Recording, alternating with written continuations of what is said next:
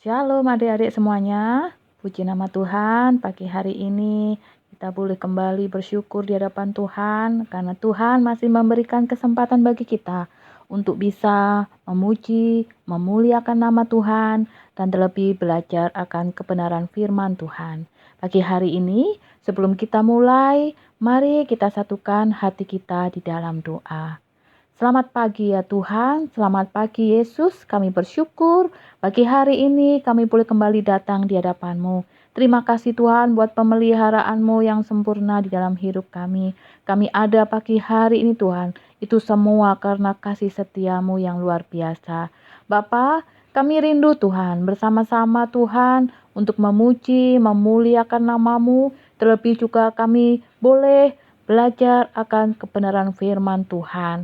Meskipun ibadah kami secara online, tapi kami percaya hadirat-Mu tetap ada bersama dengan kami di rumah kami masing-masing. Terima kasih Tuhan, kami siap memuliakan Engkau, kami siap belajar akan kebenaran firman-Mu di dalam nama Tuhan Yesus. Haleluya.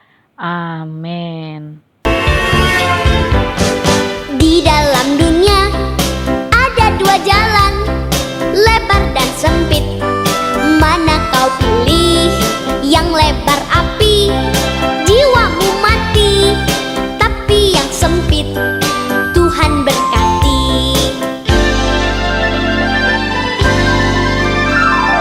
Di dalam dunia ada dua jalan, lebar dan sempit. Mana kau pilih? Yang lebar api, jiwamu mati. Tapi yang sempit, Tuhan berkati.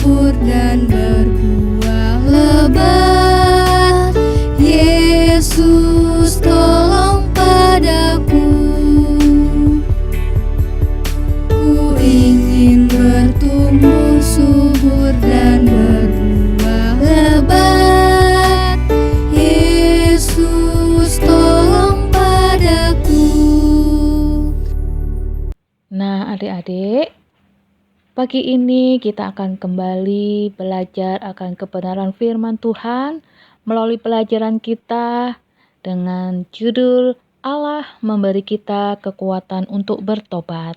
Bacaan Alkitab yang menjadi referensi adalah di dalam Lukas 3 ayat 1 sampai 23 dan Yohanes 1 ayat 15 sampai 34. Hari ini kita akan belajar dari seorang tokoh Alkitab yang namanya mungkin sudah sering kali adik-adik dengar semuanya, yaitu Yohanes atau lebih dikenal dengan Yohanes Pembaptis. Yohanes adalah anak Zakaria dan Elisabet. Dia tinggal di padang gurun. Allah mengutus Yohanes untuk berkhotbah kepada orang Yahudi dan memberitahu mereka untuk mempersiapkan diri bagi kedatangan Yesus, yaitu Sang Juru Selamat. Yohanes memberitahu orang-orang bahwa mereka adalah orang berdosa dan memerlukan Juru Selamat, sehingga Yohanes menyerukan agar mereka bertobat.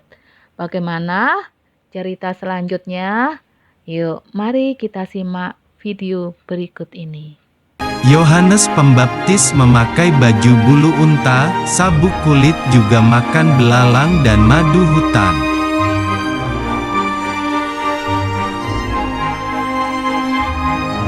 Yohanes adalah seorang pembaptis. Dia tinggal di padang gurun Yudea.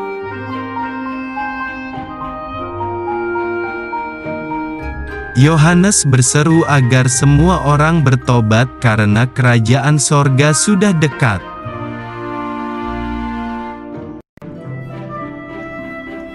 Lalu datanglah semua orang dari kota Yerusalem, Yudea dan Yordan untuk mengaku dosanya.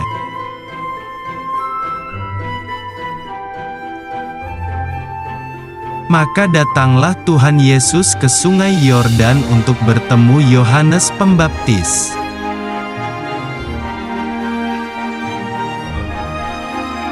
Yohanes berkata bahwa seharusnya Tuhan Yesuslah yang membaptis dirinya.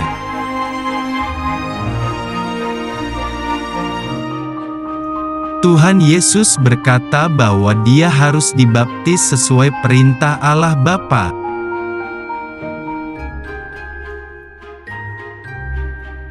Dan Yohanes pun menuruti perintah Tuhan Yesus.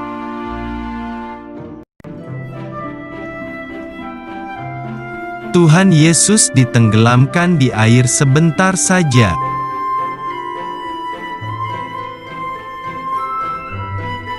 Setelah itu, Tuhan Yesus kembali berdiri di air.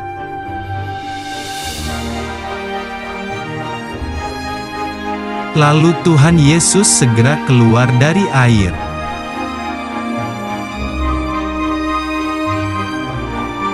Tiba-tiba langit terbuka.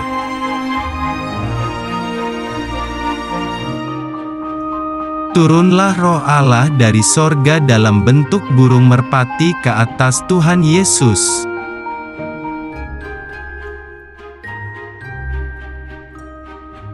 Allah Bapa di sorga berkata, "Inilah anakku yang kukasihi, kepadanyalah aku berkenan." Nah, akhirnya banyak orang menyadari bahwa Yesuslah Sang Juru Selamat yang dijanjikan. Dia sekaligus adalah Raja yang memerintah atas suatu kerajaan yang kekal untuk selama-lamanya, yaitu disebut Kerajaan Allah. Dan warga kerajaannya adalah mereka yang percaya Yesus sebagai Juru Selamat mereka, bahwa Yesus anak domba Allah mati di kayu salib untuk menyelamatkan umatnya dari dosa mereka. Nah, sekarang marilah kita mengingat apa yang diserukan oleh Yohanes Pembaptis, yaitu tentang bertobat. Bertobat artinya menyesali dosa kita. Dan bukan hanya itu saja, kita harus benar-benar membenci dosa, sehingga kita tidak lagi melakukan hal-hal yang tidak berkenan di hadapan Tuhan atau tidak melakukan hal-hal yang tidak sesuai dengan firman Tuhan. Jadi, jika Allah menyuruh kita melakukan sesuatu, maka Dia akan memberikan kekuatan untuk bisa melakukannya. Demikian juga, jika Allah menyuruh kita untuk bertobat, untuk menyesali segala dosa kita, untuk membenci dan meninggalkan dosa kita, maka Allah juga memberi kekuatan untuk bertobat, karena kita tidak akan mampu sendiri, tetapi melalui pertolongan Roh Kudus yang akan mengubah hati kita terlebih dahulu, sehingga kita bisa berbalik dan bertobat di hadapan Tuhan. Puji nama Tuhan, itu yang bisa kita pelajari pada hari ini, dan sebagai ayat hafalan di dalam Yohanes 1 ayat 29. Lihatlah anak domba Allah yang menghapus dosa dunia. Puji nama Tuhan, mari kita satukan hati kita dalam doa. Kami bersyukur buat kebenaran firman-Mu yang boleh kami terima melalui pelajaran pagi hari ini Tuhan. Ajar kami Tuhan untuk sungguh-sungguh bertobat di hadapan-Mu. Ajar kami Tuhan untuk senantiasa menjauhkan diri, bahkan membenci dosa Tuhan.